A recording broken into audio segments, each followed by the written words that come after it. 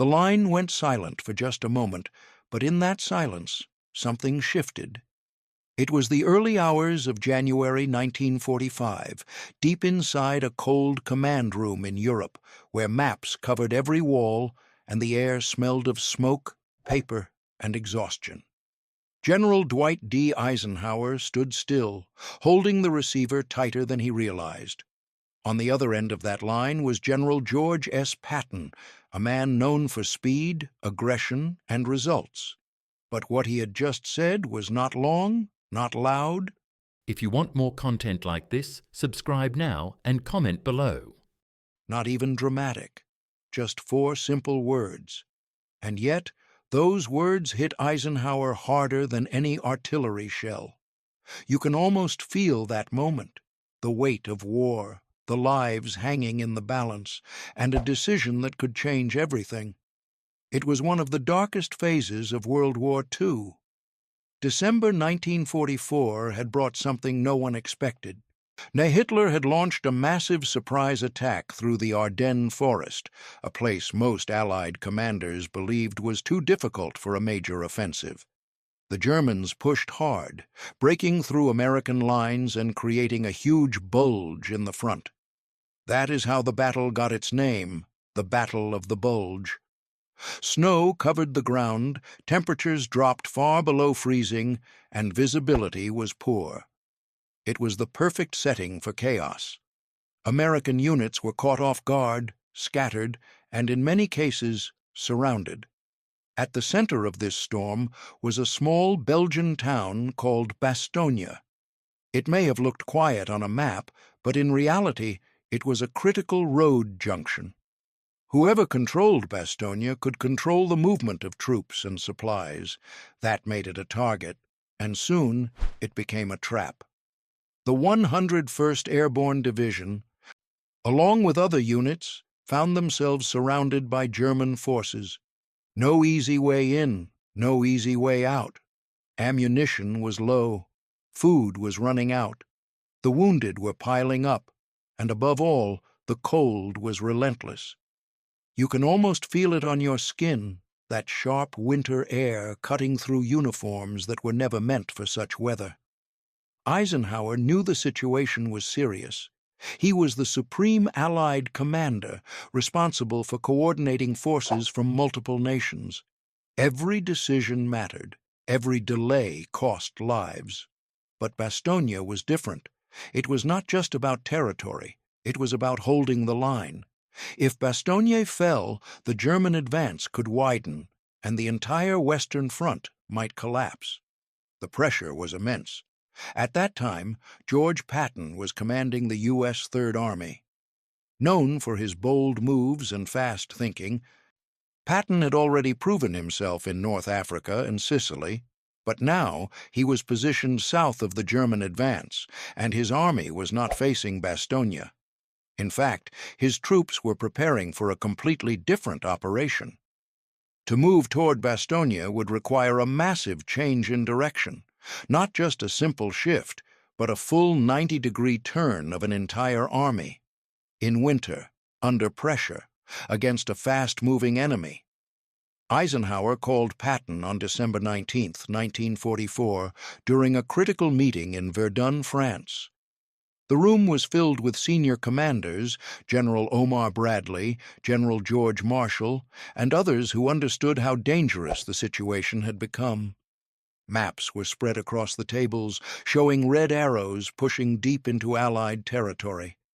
The Germans were not just attacking, they were moving fast, aiming to split the Allied forces and reach the port of Antwerp. If they succeeded, the entire supply system could collapse. Patton did not hesitate. He had already thought about it. That is what made him different. While others were still reacting, Patton had already planned. He told Eisenhower he could attack north with 3 divisions within 48 hours. Many in the room were surprised. Some even doubted it. Moving that fast in such conditions seemed almost impossible. But Patton was serious. What most did not know in that moment was that Patton had quietly instructed his staff days earlier to prepare contingency plans.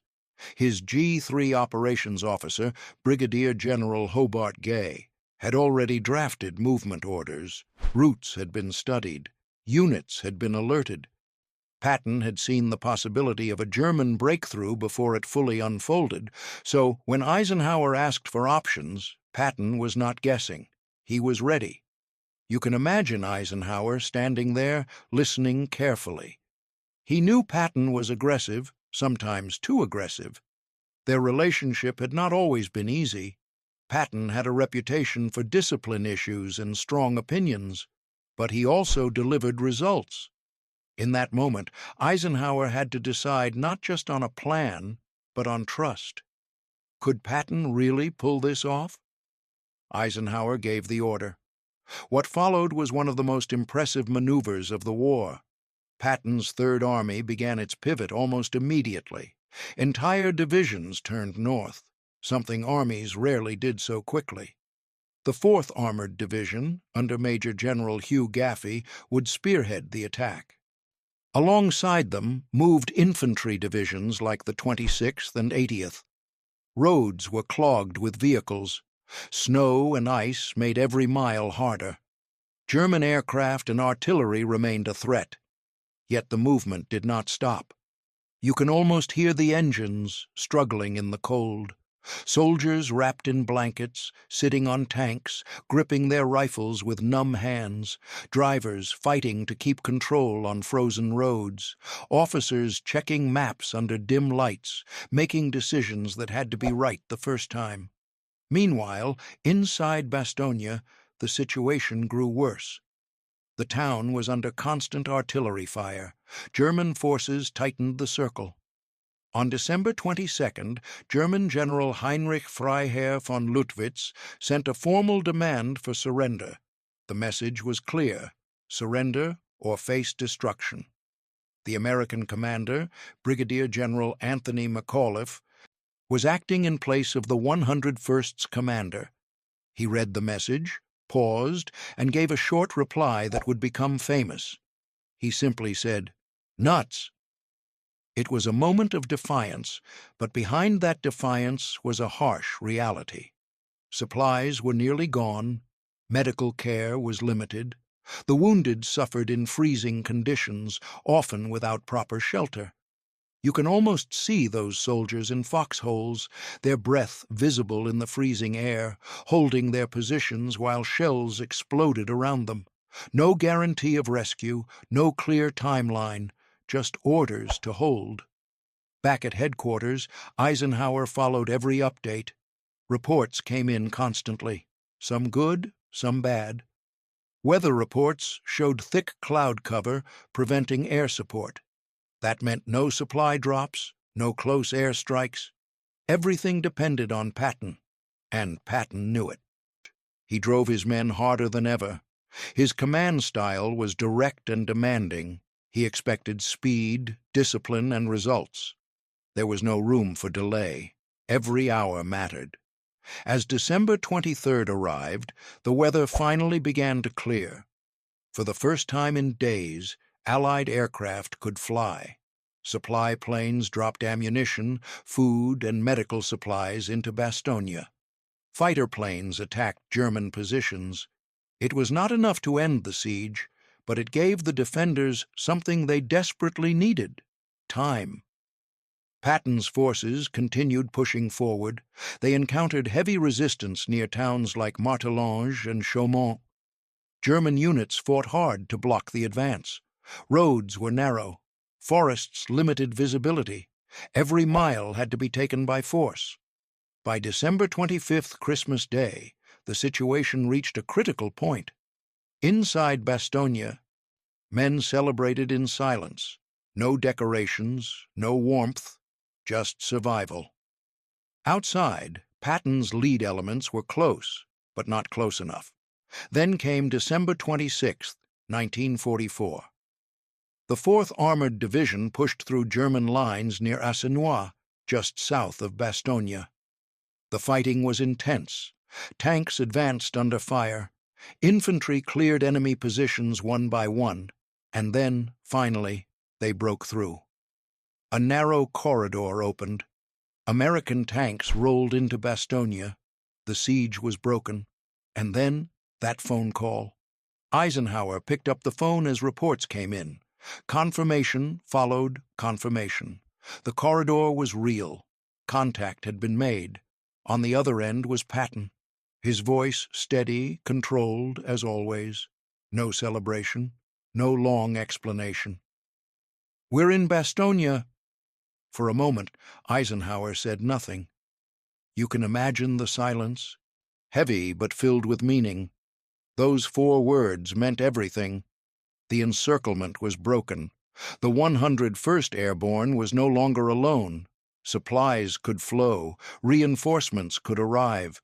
The German advance had been stopped at one of its most critical points. Eisenhower lowered his head slightly. Those around him noticed it. A quiet moment. A release of pressure built over days of uncertainty.